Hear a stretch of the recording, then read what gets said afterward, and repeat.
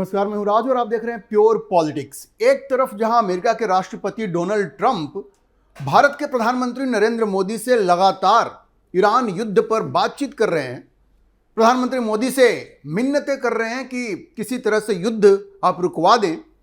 इस बात पर चर्चा हो रही है कि युद्ध कैसे रोका जाए। प्रधानमंत्री मोदी से ट्रंप सलाह मांग रहे हैं, मोदी से मध्यस्थता चाहते हैं, जैसा मैंने आपको बताया। और प्रधानमंत्री मोदी से उनकी उम्मीदें इतनी ज़्यादा हैं कि वो प्रधानमंत्री मोदी की ज़बरदस्त तारीफ कर रहे हैं। वो चाहते हैं कि किसी भी तरह से प्रधानमंत्री मोदी को ट्रंप अपने खेमे में ले आए। इसलिए आजकल वो प्रधानमंत्री मोदी को मस्का भी लगा रहे हैं। जैसे अभी उन्होंने प्रधानमंत्री मोदी के साथ अपने मजबूत संबंधों का हवाला देते हुए कहा कि वे दोनों मिलकर, मतलब ट्रंप और मोदी मिलकर, किसी भी बड़ी समस्या का हल निकाल सकते हैं। किसी भी बड़ी समस्या का, उनका इशारा ईरान युद्ध की तरफ ही है। अच्छा देखिए, मस्का लगाने की बात मैंने इसलिए कही क्योंकि ट्रंप ने प्रधानमंत्री मोदी की तारीफ करते हुए कहा कि प्रधानमंत्री मोदी वो नेता हैं जो रिजल्ट डिलीवर करते हैं, जो परिणाम देते हैं, सिर्फ हवा में बातें नहीं करते। और उन्होंने ये भी कहा कि प्रधानमंत्री मोदी के रहते हुए वो ट्रंप के साथ मिलकर के भारत और अमेरिका के रिश्तों को आगे बढ़ाएंगे। तो समझिए किस तरह की ये मस्कागिरी हो रही है। दरअसल ट्रंप ये चाहते हैं कि इस युद्ध में मोदी किसी तरह से उनकी जान बचाएं और इस युद्ध को खत्म कराने में उनकी मदद करें। देखिए, अभी तक तो यह ट्रंप की बात थी, लेकिन प्रधानमंत्री मोदी की जो छवि है वो पूरी दुनिया में इस तरह से ऊपर जा रही है, जो उनका ग्राफ है वो ऊपर जा रहा है कि सब जगह उनकी स्वीकार्यता है। मैंने पहले के वीडियो में आपको बताया कि किस तरह से यूरोपियन यूनियन भी ये चाहता है कि प्रधानमंत्री मोदी एक अहम रोल प्ले करें इस युद्ध को खत्म कराने में। फ्रांस भी ये चाहता है, G7 भी ये चाहता है। फिनलैंड के राष्ट्रपति अलेक्जेंडर स्टब्स, उन्होंने तो साफ साफ कहा कि भाई प्रधानमंत्री मोदी ही इस युद्ध को खत्म करवा सकते हैं। यहां तक कि अमेरिका में जो वेटरन्स हैं, फॉर्मर वॉर वेटरन्स हैं, वो भी कह रहे हैं कि प्रधानमंत्री मोदी ही इस युद्ध को खत्म करवा सकते हैं। लेकिन अब मजे की बात यह है कि ईरान भी अब खुल करके इसकी वकालत कर रहा है। ईरान भी अब इस मामले में पीछे नहीं है। ईरान ने भी अब यह कह दिया है कि वो भी यह चाहता है कि प्रधानमंत्री मोदी ही इस युद्ध को खत्म करने का कोई रास्ता निकालें। और जहां तक पाकिस्तान की बात है, ये आसिम मुनीर जो मध्यस्थता करने के लिए उछल कूद कर रहा है, उसके बारे में ईरान ने बड़ा साफ साफ कह दिया है कि भाई इसमें पाकिस्तान का कोई रोल नहीं है और ना ही उसकी कोई औकात है।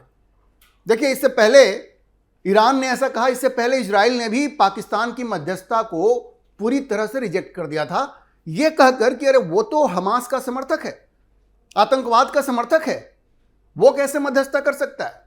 तो देखिए, पाकिस्तान का ये जो खेल था कि किसी तरह से अपने आप को इसमें शामिल कर ले और कुछ पैसे वैसे झुटक ले अमेरिका से, ईरान से, तो पाकिस्तान का ये खेल तो पूरी तरह खत्म हो गया है। अब देखिए, ताज़ी खबर यह है कि अब्दुल माजिद हकीम इलाही, जो भारत में ईरान के सुप्रीम लीडर के रिप्रेजेंटेटिव हैं, सुप्रीम लीडर मतलब कि अली खामनेई जो कि मारे गए, जिनको अमेरिका और इजराइल ने हमला करके मार दिया, उनका जो रिप्रेजेंटेटिव इंडिया में है अब्दुल माजिद हकीम इलाही, उन्होंने ये कहा है कि ईरान भारत पर विश्वास करता है, ईरान भारत को ट्रस्ट करता है, क्योंकि भारत एक वो देश है जो एक मीनिंगफुल रोल प्ले कर सकता है इस क्राइसिस को, इस मसले को सुलझाने में। देखिए, बड़ा महत्वपूर्ण है, क्योंकि अभी तक ट्रंप ही कह रहे थे कि प्रधानमंत्री मोदी को इसमें रोल प्ले करना चाहिए। वो बार बार प्रधानमंत्री मोदी से बातचीत कर रहे थे, फोन पे उनकी बातचीत हुई है 2 बार, और उसके बाद उनका ट्वीट भी आया जिसमें कि उन्होंने बड़ी तारीफ की प्रधानमंत्री मोदी की। उसके बाद अब ईरान के जो रिप्रेजेंटेटिव हैं, उनके सुप्रीम लीडर के, वो ये कह रहे हैं कि भाई भारत ही वो देश है जो मध्यस्थता कर सकता है, भारत को मध्यस्थता करनी चाहिए। तो आप समझिए कि प्रधानमंत्री मोदी की स्वीकार्यता अब इस तरह से आगे बढ़ रही है कि चाहे वो ईरान हो या अमेरिका हो, वो दोनों ये कह रहे हैं कि अगर इस युद्ध को खत्म करना है तो प्रधानमंत्री मोदी ही इसमें मदद कर सकते हैं। अब देखिए, टाइम्स ऑफ इंडिया से बात करते हुए अब्दुल माजिद हकीम इलाही ने ये कहा, ये एक इंटरव्यू है टाइम्स ऑफ इंडिया में, उन्होंने कहा, देखिए मैं आपको इससे पहले बता दूं कि जो अब्दुल माजिद हकीम इलाही हैं वो ईरान के सुप्रीम लीडर खामनेई के रिप्रेजेंटेटिव तो हैं ही, इस वक्त जो खामनेई के जो सक्सेसर है वहां पे, उनका बेटा मुर्तजा खामनेई, उसके भी वो बड़े अच्छे दोस्त हैं। और उन्होंने बड़ा स्पष्ट कर दिया है इस इंटरव्यू में जो उन्होंने टाइम्स ऑफ इंडिया को दिया है कि उनका देश इस युद्ध को खत्म करने के लिए पूरी तरह से तैयार है। जी, मुर्तजा खामनेई के जो दोस्त हैं, उनका यह कहना है कि ईरान इस युद्ध को खत्म करने के लिए तैयार है, लेकिन वो किसी दबाव में इस युद्ध को खत्म नहीं करेगा। उन्होंने बड़ा बताया है इस इंटरव्यू में कि किस तरह से अमेरिका उनके ऊपर यह गलत इल्जाम लगाता रहा है कि ईरान जो है वो न्यूक्लियर वेपन्स बनाने की बात कर रहा है या चाहता है कि न्यूक्लियर वेपन्स बना ले वो। अमेरिका के इस आरोप के जवाब में इलाही ने कहा कि भाई ईरान की ऐसी कोई मंशा नहीं है, क्योंकि ईरान का जो डॉक्ट्रिन है, उसकी जो नीति है, उसमें न्यूक्लियर वेपन्स के लिए कोई जगह ही नहीं है। वो कहते हैं कि our supreme leader issued a फतवा, he said nuclear weapons are forbidden, हराम, so we don't have it, we don't want to have it, we are not looking for it. मतलब हिंदी में मैं आपको बताऊं तो उन्होंने कहा कि हमारे सुप्रीम लीडर अली खामनेई जो मारे गए, उन्होंने एक फतवा जारी किया था जिसमें उन्होंने कहा था कि जो न्यूक्लियर वेपन्स हैं, परमाणु हथियार हैं, वो पूरी तरह से प्रतिबंधित हैं, हराम हैं, इसलिए हम कभी वो न्यूक्लियर वेपन नहीं बनाएंगे, हमारी ये कोई मंशा ही नहीं है। ये कहना है खामनेई के जो रिप्रेजेंटेटिव हैं उनका। देखिए, एक बात तो है, अमेरिका को जब भी किसी पे हमला करना होता है इस तरह का, तो वो कह देता है कि भाई वो न्यूक्लियर वेपन्स बना रहा है और हम नहीं चाहते कि उसके पास न्यूक्लियर वेपन्स आए। याद कीजिए, इराक के ऊपर भी जब अमेरिका ने हमला किया था तो यही कहा था कि वो परमाणु हथियार बना रहा है और उसके परमाणु हथियार को नष्ट करने के लिए उस पर हमला किया गया है। लेकिन बाद में क्या पता चला? बाद में ये पता चला कि इराक के पास कोई परमाणु हथियार है ही नहीं। पूरी जो वेस्टर्न मीडिया थी उस वक्त, पश्चिमी मीडिया, वो ये कह रही थी कि वेपन्स ऑफ मास डिस्ट्रक्शन है, WMD है इराक में, इसलिए हमला हुआ है। और बाद में पता चला, वही सारे मीडिया आउटलेट्स ने बाद में कहा कि भाई कोई परमाणु हथियार इराक में नहीं था, कोई वेपन्स ऑफ मास डिस्ट्रक्शन नहीं था। तो देखिए, अमेरिका के ऊपर ये आरोप तो लगते रहे हैं। अब ईरान भी ये कह रहा है कि भाई हमारी कोई मंशा नहीं है परमाणु हथियार बनाने की, क्योंकि हमारे जो सुप्रीम लीडर हैं उन्होंने फतवा जारी किया हुआ। अब ये बात कितनी सही है कितनी गलत है, ये तो इन्वेस्टिगेशन का विषय है, लेकिन अमेरिका का जो ट्रैक रिकॉर्ड है वो ऐसा है कि वो इस तरह के संदेह को जन्म जरूर देता है। अच्छा देखिए, जब उनसे स्पेसिफिकली पूछा गया कि पाकिस्तान जो इतनी उछल कूद मचा रहा है कि वो मध्यस्थता करेगा, तो उस पर ईरान का क्या थिंकिंग है, ईरान की क्या सोच है, तो उन्होंने कहा कि भाई हमारे जो एम्बेसडर हैं पाकिस्तान में, मतलब ईरान के जो एम्बेसडर हैं पाकिस्तान में, उन्होंने भी बहुत स्पष्ट कह दिया है कि पाकिस्तान का इसमें कोई रोल नहीं है। उन्होंने कहा कि पाकिस्तान से हमारी इस बारे में कोई बातचीत नहीं हुई है। लेकिन जब भारत के बारे में पूछा गया कि क्या भारत कोई रोल प्ले कर सकता है, तो उन्होंने कहा कि बिल्कुल, बेशक भारत इस युद्ध को खत्म करने में रोल प्ले कर सकता है, बहुत बढ़िया रोल प्ले कर सकता है। तो आप समझिए कि एक तरफ जहां उन्होंने पाकिस्तान के किसी रोल को पूरी तरह से खारिज कर दिया, वहीं भारत के बारे में कहा कि निश्चित रूप से भारत ये रोल प्ले कर सकता है। और ये कोई ऐसा नहीं है कि कोई पहली बार ये बात कही जा रही है। जैसा मैंने आपको बताया, अमेरिका में ऐसी मांगे उठ रही हैं कि भारत को इन्वॉल्व करो, प्रधानमंत्री मोदी को इन्वॉल्व करो, पूरा यूरोपियन यूनियन ये बात कह रहा है, फ्रांस ये बात कह रहा है, फिनलैंड के राष्ट्रपति ने कई बार ये बात कही है। और जहां तक पाकिस्तान की बात है, आपने देखा होगा ईरान ने तो अभी उसके जहाज को स्ट्रेट ऑफ हॉर्मुज में रोक दिया था। और जैसी खबरें आ रही हैं, ईरान में पाकिस्तान के रोल को लेकर के संदेह की स्थिति पैदा हो गई है। पाकिस्तान को एक गद्दार की तरह देखा जा रहा है। उसकी वजह यह है, जैसी खबर आई कि अभी 10 ऐसे जहाज जो स्ट्रेट ऑफ हॉर्मुज से गुजर रहे थे, उनके बारे में यह कहा गया कि दरअसल वो अमेरिका के जहाज थे जिन पे कि पाकिस्तान का झंडा लगा दिया गया था।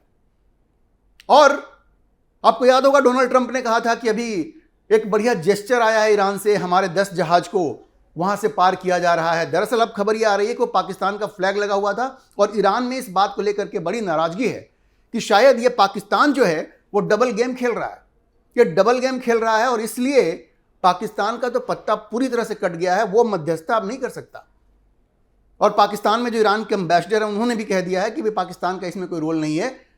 तो ईरान ने पाकिस्तान के रोल को पूरी तरह से खारिज किया है, वहीं उसने ये कहा है कि भारत के प्रधानमंत्री निश्चित रूप से एक रोल प्ले कर सकते हैं, क्योंकि भारत एक ऐसा देश है जिसपे कि ईरान भरोसा करता है। अच्छा देखिए, इस इंटरव्यू में उन्होंने कहा कि प्रधानमंत्री मोदी और जो ईरानियन प्रेसिडेंट हैं मसूद पेजेश्कियन, उनके बीच में लगातार बातचीत हो रही है, उनके बीच में अच्छी बातचीत हो रही है, और भारत के जो विदेश मंत्री हैं वो भी लगातार ईरान के विदेश मंत्री के टच में हैं, और उन्होंने ये बताने की कोशिश की कि भाई भारत और ईरान लगातार एक दूसरे के संपर्क में है, दोनों के रिश्ते अच्छे हैं। स्ट्रेट ऑफ हॉर्मुज में तो ईरान ने भारत के जहाज़ों को वहाँ से गुजरने की पूरी छूट दे दी है। अभी रिसेंट खबर यह है कि 2 और जहाज स्ट्रेट ऑफ हॉर्मुज से, जो भारत के जहाज हैं, वो वहाँ से गुजर रहे हैं, कोई उनको दिक्कत नहीं हुई है। तो ईरान तो पूरी तरह से भारत के साथ कोऑपरेट कर रहा है, और वो कह रहा है कि हाँ, भारत भी मध्यस्थता कर सकता है, भारत ही मध्यस्थता कर सकता है।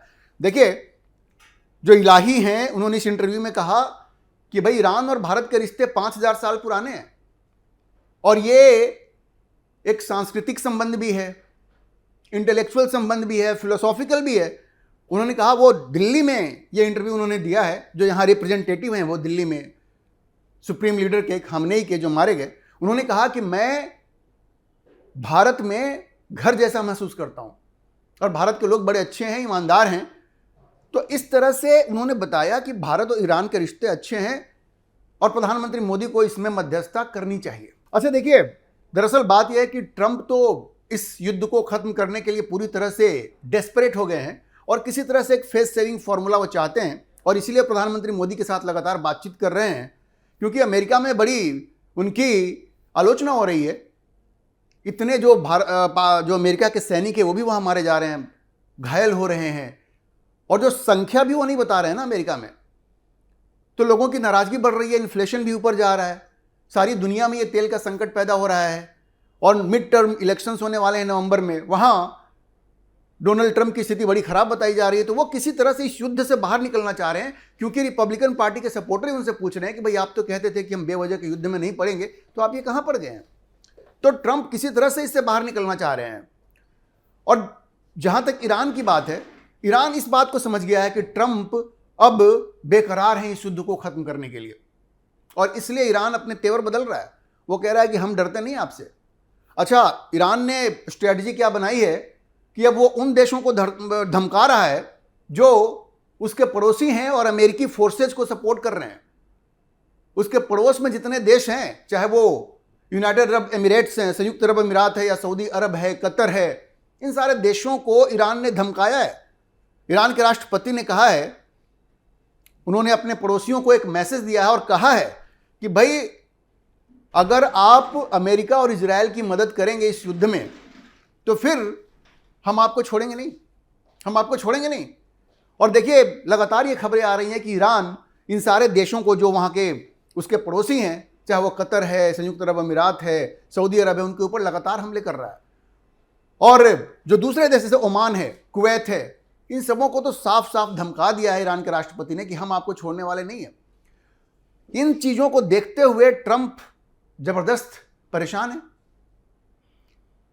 ईरान के राष्ट्रपति ने कह दिया है कि भाई हम अपने पड़ोसियों को छेड़ना नहीं चाहते हैं, लेकिन अगर आप अमेरिका की मदद करेंगे तो हम आपके इंफ्रास्ट्रक्चर को और आपके ऑयल फील्ड को, जो तेल के जो फील्ड हैं उनको छोड़ेंगे नहीं। तो ये सब लोग मिल करके अमेरिका पर दबाव डाल रहे हैं, और ट्रंप बड़े परेशान हैं, इसलिए प्रधानमंत्री मोदी की शरण में वो आ चुके हैं। और अब ईरान भी ये समझता है कि ट्रंप डर गए हैं। ट्रंप को ये मालूम है कि ईरान सरेंडर नहीं करने वाला है, और वो अपने फोर्सेज को ईरान के अंदर घुसाना नहीं चाहते, क्योंकि वहाँ पे ज़्यादा कैजुअलिटी की डर है, उनको ज़्यादा कैजुअलिटी हो सकती है, ज़्यादा लोग मारे जा सकते हैं। इसलिए ट्रंप ये नहीं चाहते कि ज़मीन पे वो फोर्सेज को भेजें। तो ये बिल्कुल वो दलदल में फंस गए हैं, इसलिए प्रधानमंत्री मोदी से मदद चाहते हैं। अब एक नया पहलू ये है कि ईरान भी ये चाहता है कि प्रधानमंत्री मोदी मध्यस्थता करें और इस युद्ध को खत्म करें। तो देखने वाली बात होगी कि क्या प्रधानमंत्री मोदी इसमें इनिशिएटिव लेते हैं और इस युद्ध को खत्म कराने में एक निर्णायक भूमिका निभाते हैं। लेकिन इसमें इंपॉर्टेंट यह होगा कि ट्रंप भरोसे के लायक का आदमी नहीं है। ट्रंप भरोसे के लायक का आदमी नहीं है, और भारत को जो भी कदम उठाना है वो ये देख के उठाना होगा कि क्या आने वाले समय में ये भारत के जो स्ट्रेटेजिक इंटरेस्ट हैं, रणनीतिक हित हैं, उनके पक्ष में ये है कि नहीं है, ये हमारे इंटरेस्ट में है कि नहीं है। ये देख करके प्रधानमंत्री मोदी को कोई निर्णय लेना होगा। और आप समझिए कि भारत की जो टॉप लीडरशिप है, जिसमें प्रधानमंत्री मोदी हैं, अजीत डोवाल हैं, डॉक्टर जयशंकर हैं, ये निश्चित रूप से कोई ऐसा निर्णय लेंगे जो भारत के पक्ष में होगा। अभी के लिए इतना ही। हम इस खबर पर नजर बनाए रखेंगे और आपको अपडेट करते रहेंगे। इस विषय पर आप क्या सोचते हैं, अपनी राय कमेंट बॉक्स में जरूर लिखें। और अगर आपको वीडियो पसंद आया हो तो आप इसे लाइक करें, शेयर करें और हमारे चैनल को सब्सक्राइब जरूर करें।